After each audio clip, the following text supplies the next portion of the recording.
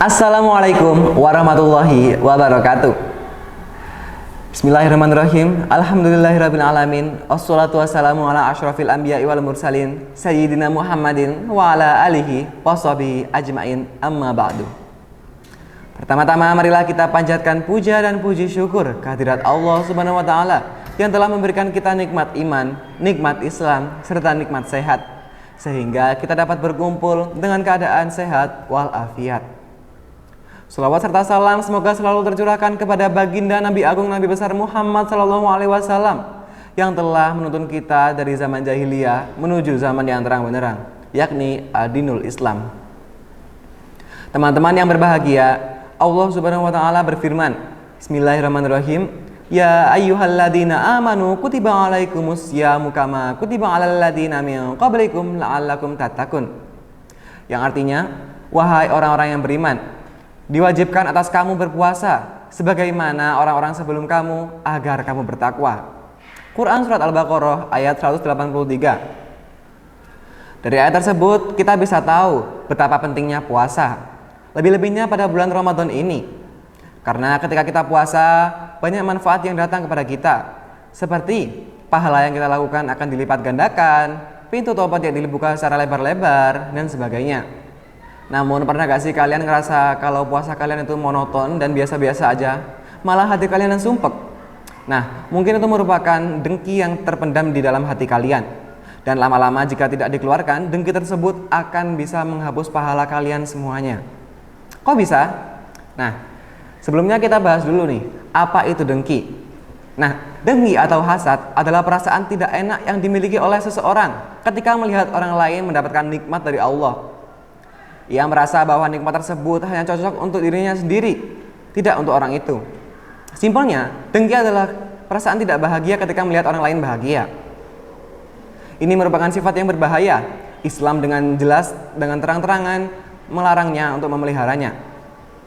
Rasulullah SAW bersabda, Iyyakum wal hasada fa innal hasada ya'kulul hasanati kama ta'kulun narul hataba. Yang artinya, jauhilah sifat hasad, karena hasad dapat memakan kebaikan-kebaikan sebagaimana api memakan kayu bakar. Hadis riwayat Abu Dawud. Nah, bayangin aja, api yang memakan kayu bakar sedikit demi sedikit sampai habis, tak tersisa. Sama seperti dengki. Dengki juga akan melahap pahala-pahala yang telah kalian kumpulkan dari pagi sampai malam, dari malam sampai pagi. Tak tersisa, tak terasa. Kenapa bisa begitu? Karena dengki dapat melahirkan banyak sifat-sifat tercela lainnya. Seperti contohnya, dengki melahirkan ghibah, dengki melahirkan fitnah, dan dengki juga melahirkan sikap-sikap untuk menjatuhkan orang lain. Dari hal tersebut, pahala-pahala yang sudah kita kumpulkan lama-lama akan berpindah kepada orang lain yang kita sakiti. Terlebih lagi, hasad ini juga akan membuktikan bahwa kita merasa tidak cukup atas nikmat Allah. Seolah-olah kita akan merasa Allah tidak adil dalam pembagian nikmatnya. Padahal Allah memiliki cara tersendiri. Setiap orang memiliki waktu dan rezekinya masing-masing. Nah, teman-teman, di sini saya akan menjelaskan juga ciri-ciri dari dengki itu yang harus kita jauhi. Yang pertama, tidak bahagia ketika melihat orang lain bahagia. Ketika melihat orang lain berhasil mencapai pencapaiannya, ketika melihat orang lain mendapat nikmatnya, orang tersebut akan merasa jengkel, seolah-olah mereka merasa seolah-olah nikmat tersebut harus ada pada dirinya juga. Kemudian yang kedua, sering membandingkan diri dengan orang lain. Sifat ini sangat berbahaya. Jika kita membandingkan diri tanpa evaluasi, hal tersebut sama saja dengan tidak bersyukur atas nikmat yang telah diberikan oleh Allah. Padahal setiap orang memiliki porsinya masing-masing. Kemudian yang ketiga merupakan tidak mudah atau susah untuk mengapresiasi orang lain. Ketika orang lain berhasil dalam mencapai pencapaiannya, orang tersebut akan meremehkannya, seolah-olah ia bisa melakukannya. Padahal setiap orang memiliki standar kebahagiaan masing-masing. Dan yang terakhir, mudah membicarakan keburukan orang lain. Seperti yang saya jelaskan tadi, dengki melahirkan ghibah, dengki melahirkan fitnah, dan lain-lain. Fitnah merupakan omongan yang bertujuan untuk menjatuhkan citra orang lain, di mana hal tersebut sangat bisa untuk merusak pertemanan. Nah, teman-teman nggak mau kan kalau misal pahala atau amal-amal kebaikan teman-teman dirusak oleh dengki itu saja. Maka dari itu, mulai sekarang kita harus menjauhi sifat tersebut dengan beberapa cara, seperti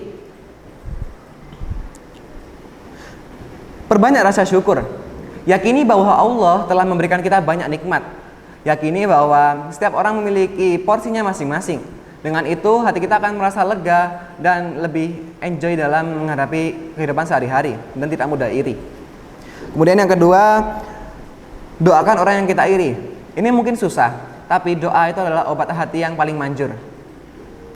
Kemudian yang ketiga merupakan jadikan hal tersebut sebagai motivasi. Ketika orang lain ada yang lebih tinggi daripada kita jadikan itu sebagai motivasi untuk kita berkembang ke depannya. Nah, mungkin cukup itu saja yang dapat saya sampaikan mengenai topik dengki dapat menghapus pahala kita ini. Semoga Allah dapat menjauhkan kita dari sifat dengki ini, dan mohon maaf jika ada kurang dan salahnya. Saya Muhammad Faiz Habibi pamit undur diri. Wassalamualaikum warahmatullahi wabarakatuh.